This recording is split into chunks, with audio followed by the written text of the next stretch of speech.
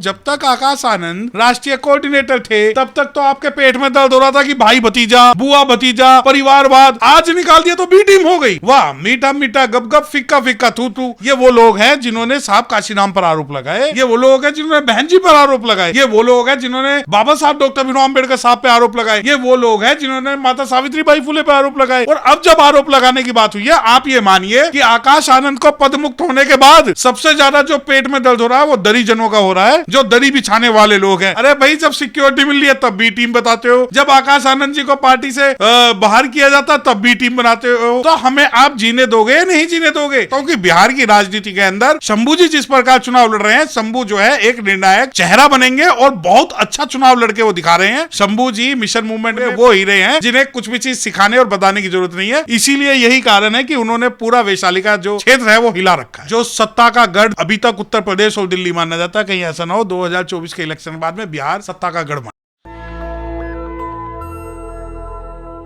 नमस्कार, आप देख रहे हैं नेशनल दस्तक। और भारत में चुनाव चल रहे हैं। तीसरे चरण का मतदान हो चुका है, चौथे चरण की तैयारी चल रही है। आए दिन रोज राजनीतिक गलियारों में एक से घटनाएं घट रही है और इसी सिलसिले में हम आज बात करने हमारे साथ मौजूद हैं सुप्रीम कोर्ट के वकील सत्य प्रकाश गौतम जी और बसपा के कार्यकर्ता हैं। तो हम उनका स्वागत करते हैं पहले अपने चैनल पे। थैंक यू, जय भीम। सर, सबसे पहला सवाल कि आकाश आनंद ट्विटर पे ट्रेंड कर रहे हैं, वजह आपको पता है?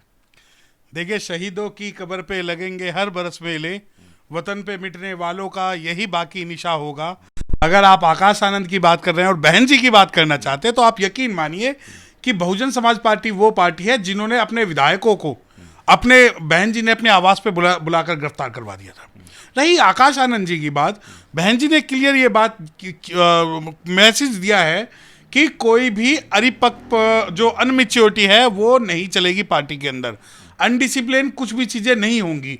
और आज जब बहन जी ने आकाश आनंद को दो जगहों से पदमुक्त किया है, पहला अपने उत्तराधिकारी से, दूसरा राष्ट्रीय कोऑर्डिनेटर से। इन दोनों को पदमुक्त करने का मतलब जानते हैं? इन दोनों को पदमुक्त करने का मतलब है कि आकाश आनंद जी की जो आज कद है वो बसपा में बिल्कुल खत्म हो चुका है। अब ये जो आज कयास लगाए जा रहे हैं कि ट्विटर पे आकाश आनंद, वो सिंपैथी नहीं है। जब तक सोना जो है आग में नहीं तपेगा, वो निखर कर सामने नहीं आएगा। तो अभी आग है और आकाश आनंद को तो हमेशा हम एक बात कहते हैं कि भाई आकाश आनंद को तो कांटों का ताज मिला है। कोई विरासत में कोई एमपी, सांसद, पीएम, सीएम की वो कुर्सी थोड़ी मिली है या उनका आभार थोड़ी मिल रहा है। तो जब उनको आज जो बहन जी का ट्वीट है, दुनिया को पता है कि क्या ट्वीट है, उसके आधार पर आकाश आनंद जी को आज अगर हम कमतर सोच रहे हैं कि वो कम हो गए तो गलत है। कुछ लोग कह रहे हैं कि 21 रैलियों के बाद 2 महीने से लगातार आकाश आनंद जो हैं टीवी पे चर्चा में चल रहे हैं और इस बीच उन्होंने कई सारी रैलियां की है। कई लोगों का कहना है कि जो बसपा है वो बीजेपी की बी टीम की तरह काम कर रही है। देखिए, बसपा बीजेपी की बी टीम बिल्कुल, जो सवाल आपसे इस बारे में करते हैं उनसे एक बात पूछिए, सूरत में क्या हुआ, इंदौर में क्या हुआ, पुरी में क्या हुआ, इंडिया गठबंधन में क्या हो रहा है। आज आप ये देखिए कि बसपा की बी टीम है। अगर भाजपा की बी टीम होती तो आकाश आनंद को बाहर नहीं निकालती, बल्कि उल्टे जो है उनके जो लोग हैं उन्हें पार्टी में ले आती। दूसरी बात, बी टीम, आप ये कहते हैं कि आकाश आनंद ने बहुत बढ़िया काम किया, आकाश आनंद ने ये किया वो। अरे हमारे लीडर्स को एक बात बताओ, जब तक आकाश आनंद राष्ट्रीय कोऑर्डिनेटर थे तब तक तो आपके पेट में दर्द हो रहा था कि भाई भतीजा, बुआ भतीजा, परिवारवाद। आज निकाल दिया तो बी टीम हो गई। वाह, मीठा मीठा गप गप, फिक्का फिक्का थू थू। आकाश आनंद की बात होगी, बहुजन समाज पार्टी की बात होगी, बहन जी की बात होगी। देखिए, ये वो लोग हैं जिन्होंने साहब काशी नाम पर आरोप लगाए कि ये जो पैसा है विदेशों से लेता है। ये वो लोग हैं जिन्होंने बहन जी पर आरोप लगाए। ये वो लोग हैं जिन्होंने बाबा साहब डॉक्टर भीमराव अम्बेडकर साहब पे आरोप लगाए। ये वो लोग हैं जिन्होंने माता सावित्रीबाई फुले पर आरोप लगाए। और अब जब आरोप लगाने की बात हुई है, आप ये मानिए कि आकाश आनंद को पदमुक्त होने के बाद सबसे ज्यादा जो पेट में दर्द हो रहा है वो दरीजनों का हो रहा है, जो दरी बिछाने वाले लोग हैं। कल तक तो इन्हें आकाश आनंद में कोई युवा लीडर नजर नहीं आया। कल तक तो ये कहते थे कि आकाश आनंद कल का आया हुआ है, इसकी क्वालिफिकेशन क्या है, ये सोने में नहीं ताका। अरे भाई, आज जो आपके हिसाब से हम नहीं चलेंगे, आपके हिसाब से नहीं चलेंगे। बहन जी ने जो किया है, अनुशासनहीनता अगर किसी ने की है, आप ये देखिए कि डिसिप्लिन और पार्टी की नीति, बहन जी हर चीज कुर्बान करने को तैयार है। जब बहन जी ने राज्यसभा का पद सहारनपुर के मुद्दे पर त्याग दिया, जब बाबा साहब डॉक्टर भीमराव अंबेडकर साहब ने हिंदू कोड बिल पर अपना इस्तीफा दे दिया, और बहन जी के लिए आकाश आनंद, अगर आकाश आनंद बहुजन नीतियों पे नहीं चलते तो बहन जी आकाश आनंद और जयप्रकाश में कोई अंतर नहीं मानती, दोनों को वो पदमुक्त कर सकती है। तो क्या आकाश आनंद जी बहुजन नीति पे नहीं चल रहे थे, अभी आपने कहा है? नहीं, मैंने ये कहा है कि आकाश आनंद और जयप्रकाश अगर दोनों अनडिसिप्लिन होंगे तो दोनों पार्टी से बाहर जाएंगे। आकाश आनंद को कोई, अब देखिए कल तक आकाश आनंद को जब जेड प्लस वो वाई सिक्योरिटी मिली तो लोगों ने कहा कि नहीं नहीं ये तो समझौता कर लिया बहन जी ने, तब इन्हें वाई सिक्योरिटी मिली है, ये भाजपा की बी टीम है। अरे भाई, जब सिक्योरिटी मिल रही है तब बी टीम बताते हो, जब आकाश आनंद जी को पार्टी से बाहर किया जाता तब बी टीम बनाते हो। तो हमें आप जीने दोगे या नहीं जीने दोगे?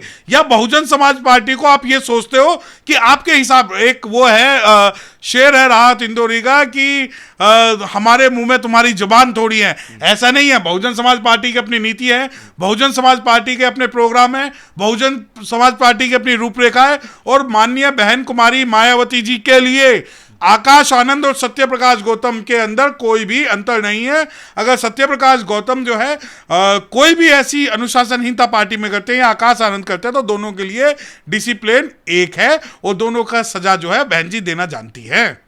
अच्छा, बहन जी के लिए सत्य प्रकाश गौतम और राजकुमार आनंद में कौन बेहतर हैं? देखिए, बहन जी के लिए सत्य प्रकाश गौतम और राजकुमार आनंद की जहां तक बात है, बहन जी के लिए जो इस वक्त राजनीतिक समीकरण में, देखिए जो इस वक्त राजनीतिक समीकरण में बहुजन समाज पार्टी को ज्यादा फायदा पहुंचाएगा वो ज्यादा महत्वपूर्ण है। रही बात मेरी, मैं आज तक बहन जी से नहीं मिला, ना मैं बहन जी से मिला।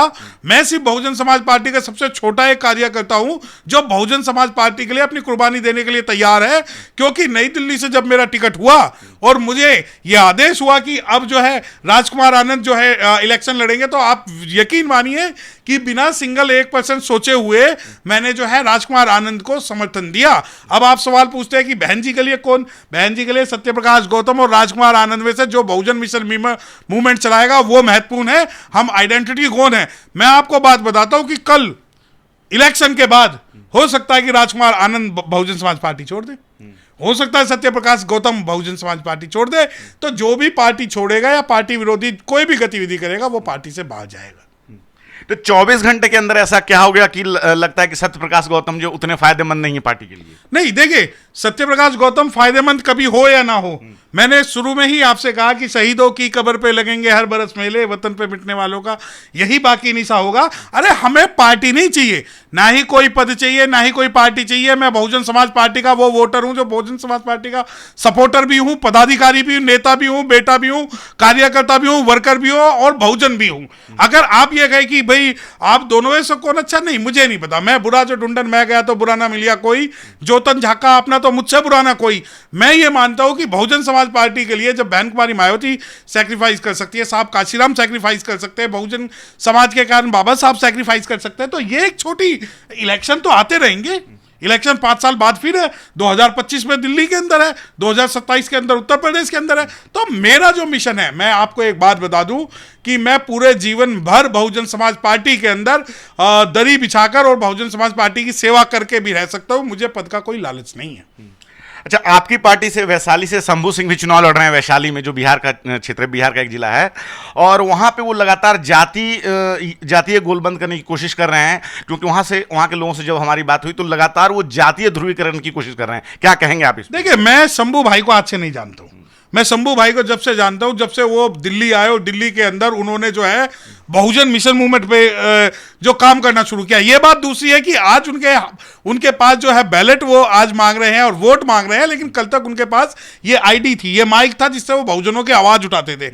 आज आप वैशाली के अंदर देखिए कि मुझे ऐसा लगता है कि जो शंभू जी है वो एक बहुजन मूवमेंट को बढ़ा रहे हैं। मुझे ये नहीं पता कि राजनीतिक कारण क्या होंगे, लेकिन मैं आपको ये बात बता सकता हूं कि बिहार की राजनीति के अंदर शंभू जी जिस प्रकार चुनाव लड़ रहे हैं, शंभू जो है एक निर्णायक चेहरा बनेंगे और बहुत अच्छा चुनाव लड़के वो दिखा रहे हैं।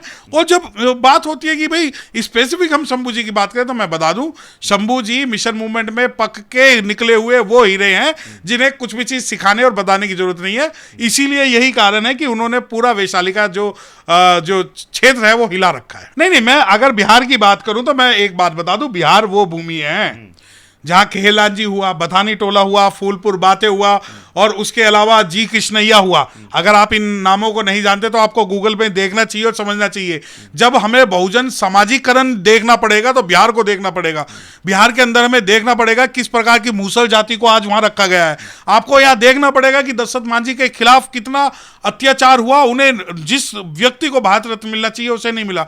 बिहार के अंदर, बिहार जो है भगवान बुद्ध की भूमि है और भगवान बुद्ध की भूमि के होने के बावजूद वहां नरसंहार हुए, रणबीर सेना पनपाई गई और जो है सामूहिक नरसंहार हुए। और जब हमारे लोगों ने उसका विरोध किया तो उसके खिलाफ सड़वा जुलूम और ऑपरेशन ग्रीन हंट भी हुआ।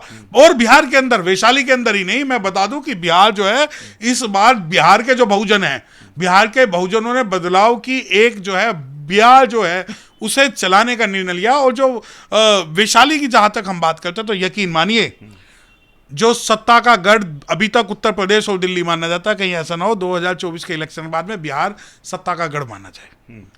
लालू यादव ने कहा कि जो मुसलमानों को भी आरक्षण मिलना चाहिए। इसी बीच फिर उन्होंने एक बात कही कि आरक्षण का आधार सामाजिक होता है न कि धार्मिक। क्या कहेंगे आप? देखिए, पहली बात तो जो मुझे नहीं पता कि इन्होंने कब कहा। दूसरी बात, अगर आप मुसलमानों को आरक्षण देना चाहते हो तो जो मुसलमानों को ओबीसी आरक्षण है पहले उसे पूरा करके दिखा दें। दूसरी बात, जो संविधान में जब आरक्षण की बात है वो सोशियो एजुकेशनली बैकवर्डनेस की बात है, रिलीजियस बैकवर्डनेस की बात नहीं है। जब आप ये संविधान सभा की डिबेट्स पढ़ेंगे तो आपको पता लगेगा कि संविधान सभा में जो मुस्लिम है, अब कन्वर्टेड मुस्लिम जो है, आप ये कहेंगे कि 3000 साल पहले हम कन्वर्ट हो गए थे, आज हमें रिजर्वेशन दीजिए, तो रिजर्वेशन की रूपरेखा नहीं है। दूसरी बात ये कि मुस्लिम रिजर्वेशन को अगर आप शेड्यूल कास्ट में शामिल कर सकते तो वो संभव नहीं है। क्योंकि आप ये देखिए कि रंगनाथ मिश्रा की रिपोर्ट के बाद में जब मुस्लिम रिजर्वेशन की बात होती है तो मुस्लिम रिजर्वेशन को आप एक्स्ट्रा रिजर्वेशन के अंदर आप उसको काउंट कर सकते हैं, लेकिन उसे इंक्लूड नहीं कर सकते शेड्यूल कास्ट और शेड्यूल ट्राइब के अंदर। अगर आपको मुस्लिमों से इतनी ही सिंपैथी है तो भैया आप एक सवाल पूछिए ना, जो मुस्लिम आजादी के समय 1947 में 600 रियासत का राजा, आज वो 6 का भी क्यों नहीं है? क्या कारण है कि मुस्लिम जो आजादी के समय 25% नौकरियों में था आज 2 में भी नहीं है? क्या कारण है कि भारत के प्रधानमंत्री जब खड़े होकर बोलते हैं कि हम लोगों को जो है उनके परिधान से पहचान लेते हैं तो उनके खिलाफ मुस्लिम समाज नहीं जागता? क्या कारण है दिल्ली के अंदर दंगे होते हैं, मुस्लिम समाज को काटा जाता, मारा जाता है और स्टेट स्पॉन्सर एक टेररिज्म फैलाया जाता है? क्या कारण है? अब मैंने ये बातें क्यों कही? क्योंकि जब आप मुस्लिम रिजर्वेशन की बात करते हो तो आपको मैं बता दूं, सोशियो एजुकेशनली जब बैकवर्ड्स की बात है उसके अंदर मुस्लिम नहीं आते। जिस वक्त रिजर्वेशन की बात हो रही थी या पार्लियामेंट्री कॉन्स्टिट्यूट असेंबली के अंदर जब बातें होती थी, वहां हर बात का जवाब है कि मुस्लिमों को क्यों आरक्षण की सीमा से बाहर रखा गया। मैं ये नहीं कह रहा कि मुस्लिमों को आरक्षण नहीं मिलना चाहिए, परंतु जो आरक्षण अन्य पिछड़ा वर्ग को सेंटर में और स्टेट में मुस्लिमों को दिया गया है, पहले आप उसे फुलफिल करें। और अगर वो फुलफिल नहीं होता तब तो आप जाके उनकी जो रूपरेखा है, मैं कहता हूं कि भाई 15% आप शेड्यूल कास्ट का पूरा करें, उसके अलावा 20% और मुस्लिमों को दे दें, उसको भी इंक्लूड करें। परंतु आप ये चाहते हैं कि अनुसूचित जाति भी इसमें रहे, अनुसूचित जनजाति भी इसमें रहे, पिछड़ा वर्ग भी इसमें रहे, अत्यंत पिछड़ा वर्ग भी इसमें रहे, ए कैटेगरी का शेड्यूल कास्ट भी रहे, बी कैटेगरी का शेड्यूल कास्ट भी रहे, सी कैटेगरी का शेड्यूल कास्ट भी रहे, तो वो नहीं है। आपको संविधान पढ़ना होगा। मैं मुस्लिम रिजर्वेशन के समर्थन में हूं, बशर्ते वो जो है एक्सटेंडेड होके हो, ना कि इंक्लूसिव हो। और अगर ये 15% के अंदर मुस्लिम रिजर्वेशन होता है तो ना यह केवल संविधान के विरोध में होगा बल्कि मुस्लिम समाज के भी विरोध में होगा। क्योंकि जब मुस्लिमों को आप रिजर्वेशन देने की बात करते हैं तो मुस्लिमों के लिए ओपन कैटेगरी भी है, मुस्लिमों के लिए ओबीसी रिजर्वेशन भी है, परंतु आप मुस्लिम समाज के दिमाग में यह तुष्टीकरण की नीति डालना चाहते हो कि भाई आपका हक जो है ये अनुसूचित जाति के लोग खा रहे हैं, क्योंकि इन्हें पता है कि जिस दिन भारत के अंदर दलित मुस्लिम एकता होगी उस दिन भारत के अंदर इनका जो नामो निशान मिट जाएगा और इन्हें ढूंढे से भी अपना अस्तित्व नहीं मिलेगा। ये 3 चरण के चुनाव समाप्त हो चुके हैं, चौथे चरण की तैयारी चल रही है और जो भारत की 2 प्रमुख पार्टियां हैं भाजपा और कांग्रेस, ये एक तरह से नैरेटिव सेट हो चुका है कि संविधान बचाने की लड़ाई हम दोनों लड़ रहे हैं। तो राहुल गांधी ने भी कहा अपने सारे उम्मीदवारों को जो भी चुनाव लड़ रहे हैं कि सभी लोग संविधान की प्रतियां लेके घूमें। बसपा इस लड़ाई में कहाँ है? संविधान बचाने की लड़ाई में बसपा क्या कर रही है? देखिए मेरी बात सुनो, आप इस सांपनाथ और नागनाथ की लड़ाई में हमें मत लाइए। आप ये कहते हैं संविधान बचाना है, तो मैं कांग्रेस से एक बात पूछता हूं, संविधान खत्म किसने किया? अब आप कहते नहीं आज तो हम संविधान बचा रहे हैं। अरे भाई संविधान अगर बचा रहे हो ना, तो जितने भी जितने भी राज्यों में कांग्रेस की सरकार है उन राज्यों के अंदर शेड्यूल कास्ट को आप जो है मुख्यमंत्री बनाइए, शेड्यूल कास्ट को चीफ जस्टिस ऑफ स्टेट बनाइए, शेड्यूल कास्ट को चीफ सेक्रेटरी बनाइए, शेड्यूल कास्ट को हीरो बनाइए, शेड्यूल कास्ट को फिल्में बनवाइए, शेड्यूल कास्ट का बिजनेस सेटअप कीजिए, शेड्यूल कास्ट को स्पेशल प्रिविलेज दीजिए, special component plan for the schedule caste वो लागू कीजिए, 14 अप्रैल की छुट्टी को गजेटेड कीजिए, वो जो अनफिल पोस्ट है उन्हें फिल कीजिए, बैकलॉग सारा भरिए। अरे जब कांग्रेस अपनी राज्यों के अंदर आज ये नहीं कर पा रही, तो आप कैसे कह सकते हो कि सेंटर में जब कांग्रेस आएगी संविधान बचाएगी? वो संविधान बचाए का जो ये नारा है, मैं आपको एक बात बता दूं, कश्मीर से कन्याकुमारी तक राहुल गांधी ने पैदल यात्रा, भारत जोड़ो यात्रा की। उस भारत जोड़ो यात्रा के अंदर मंदिर भी मिल गए, मस्जिद भी मिल गए, गुरुद्वारे भी मिल गए, परंतु एक भी बाबा साहब डॉक्टर भीमराव अंबेडकर साहब की तस्वीर नहीं मिली, एक भी बुद्ध विहार नहीं मिला। तो आप इस मानसिकता से अगर संविधान बचाने की बात करते हैं, तो सबसे पहले तो आप एक काम करिए ना माननीय राहुल गांधी जी, अगर संविधान को हाथ में लेकर आप संविधान बचाने की मुखाफलत करते हैं, तो सबसे पहले ये बताइए कि भारत के अंदर आपके जो सरकारें हैं उन्होंने जितना संविधान में संशोधन किया है और संविधान के अंदर प्रावधानों को बदला है, उसका कंपनसेशन क्या दोगे? आप इस बात का कंपनसेशन क्या दोगे कि जब भारत के अंदर बाबू जगजीवन राम को प्रधानमंत्री बनने देना था, आपने बाबू जगजीवन राम को प्रधानमंत्री नहीं बनने दिया। जब दिल्ली के अंदर चौधरी प्रेम सिंह को सीएम बनना था, आपने दिल्ली के अंदर चौधरी प्रेम सिंह को सीएम नहीं बनने दिया। कुमारी शैलजा जो एक बहुत बड़ी बहुजन लीडर है, उसको आपने खत्म करने का काम किया। तो आप ये सोचते हो मीठा मीठा गप गप फीका फीका थू थू, संविधान की कॉपी हाथ में नहीं चाहिए। संविधान को आपको एग्जीक्यूट करना है, संविधान को जीना है। आप जब उत्तर प्रदेश के अंदर बहन जी की सरकार थी, तो दोनों बहन भाई जो दिन रात बैठे होते थे, परंतु आज स्थिति क्या है? आज आपको संविधान बचाने के लिए ये नूरा कुश्ती याद आ रही है कि हमें जिताओगे तो संविधान बचाएंगे। अरे भैया, जब जो नीम चढ़ा करेला होता है ना, उसका स्वाद हमें पता है। 70 सालों से हम आपके इसी लॉलीपॉप को देख रहे हैं, इन्हीं लुभावने वादों को देख रहे हैं। तो जब संविधान बचाने की लड़ाई है, तो अपने राज्य से शुरू करें ना। वहां जो है जातिगत जनसंख्या जो है वो जारी करें। आप अपने राज्यों में प्रॉपर जो मल्टी डायमेंशनल रिजर्वेशन है, मल्टी कॉन्सेप्ट का जो रिजर्वेशन है, जिसके अंदर सभी जातियों के समूहों को शामिल किया जाना चाहिए, वो लागू करके देखिए ना। तो आप अगर जो ये नोटंकी आज कर रहे हैं, वो नोटंकी से बहुजन समाज फिसलने वाला नहीं है। सर एक और मामला ट्रेंड कर रहा है ट्विटर पे कि सैम पित्रोदा ने जो कहा है कि उत्तर भारत के जो लोग हैं वो गोरे हैं, दक्षिण भारत के लोग जो है अफ्रीका के हैं, और पश्चिम के जो लोग हैं वो अरब कंट्री से साम्यता रखते हैं, और पूरब के लोग चाइनीज़ हैं। और इस बात को लेकर प्रधानमंत्री नरेंद्र मोदी बहुत गुस्से में हैं, अपनी जनसभा में कह रहे हैं कि मैं बहुत गुस्से में हूँ। आप क्या कहेंगे उनकी इस टिप्पणी को? देखिए, अगर गुस्से में तो श्राप देके सैम त्रिपेदा को भस्म कर दें, क्योंकि आपके पास कानून का तो कोई हिसाब नहीं है। आप सबको इंडियन कहने से पहले किसी को अफ्रीकन बता रहे हैं, किसी को यूरेशियन बता रहे हैं, किसी को चाइनीज बता रहे हैं। बाबा साहब डॉक्टर भीमराव अंबेडकर साहब ने जब 2 नेशन थ्योरी का जो एक्सप्लेनेशन दिया था, उन्होंने कहा था हम सब लोग यहीं के हैं, सभी यहाँ रहने वाले हैं, सभी भारत के मूल निवासी हैं, और इसके अंदर कोई जातीय विभिन्नता नहीं है। सैम त्रिपेदा अगर इस बात को कहते हैं कि भाई वो वहां से और वहां से, भारत का हर काला आदमी इंडियन है, भारत का हर गोरा आदमी इंडियन है। बाबा साहब डॉक्टर भीमराव अंबेडकर साहब ने कहा था, if there will be conflict between my caste and nation, I will choose nation first, I am Indian first and Indian lastly. तो जो भी भारत के अंदर रह रहा है और भारत की बात करता, वो इंडियन हो, चाहे हिंदू, मुस्लिम, सिख, ईसाई, कोई भी हो सकता है। और अगर आप रंगों के आधार पे, आप रूपरेखा के आधार पे अगर कोई भी व्यक्ति कहता है कि ये वो है, तो उसे अपने मानसिक जो है दिवालेपन का इलाज करवाना चाहिए। सर एक आखिरी सवाल, दिल्ली में 7 लोकसभा सीटें हैं, पिछले 2 चुनावों में लगातार भाजपा ने सभी 7 सीटें जीती है, बसपा इस बार क्या कर रही है? देखिए, इस बार बसपा चाहे कुछ करे ना करे, बसपा का एक सिंपल सा एक फॉर्मूला है कि मजबूत सरकार बने ना बने, मजबूत सरकार जरूर बननी चाहिए। आप ये देखिए कि बहुजन समाज पार्टी में वकार चौधरी जो आम आदमी पार्टी के बहुत बड़े कार्यकर्ता थे, ईस्ट दिल्ली से उन्हें लाया गया है। नई दिल्ली से जो है राजकुमार आनंद जो वर्तमान में भी मंत्री है और जो एमएलए है आम आदमी पार्टी के, उन्हें लाया गया है। तो इन्हें तोड़कर जो है आम आदमी पार्टी जो संविधान विरोधी, आरक्षण विरोधी मूवमेंट से शुरू हुई है, उसको नुकसान हो रहा है। और दूसरी बात यह कि बहुजन समाज पार्टी एकमात्र ऐसी पार्टी है दिल्ली के अंदर जो सातों सीटों पर इनका जो है चुनाव का समीकरण बिगाड़ेगी। तो अभी अभी आपने सुना जो सत्य प्रकाश गौतम जी को, जो कि सुप्रीम कोर्ट के वकील हैं और बसपा के एक कार्यकर्ता भी हैं। तो इन्होंने कई मुद्दों पे हमसे बातचीत की। क्या है आपकी राय इस पूरे बातचीत पे? आप अपनी राय कमेंट बॉक्स में ज़रूर बताएं। मैं रंजय कुमार, कैमरामैन आशीष के साथ, नेशनल दस्तक। धन्यवाद। नेशनल दस्तक की आपसे गुजारिश है कि अगर इसको बचाना चाहते हैं तो नेशनल दस्तक को सब्सक्राइब करने के लिए रेड कलर के सब्सक्राइब बटन को दबाएं, फिर बेल आइकन की घंटी दबाएं। नेशनल दस्तक को बचाने के लिए बहुत जरूरी है कि हर खबर को शेयर करें, लाइक करें, कमेंट जरूर करें।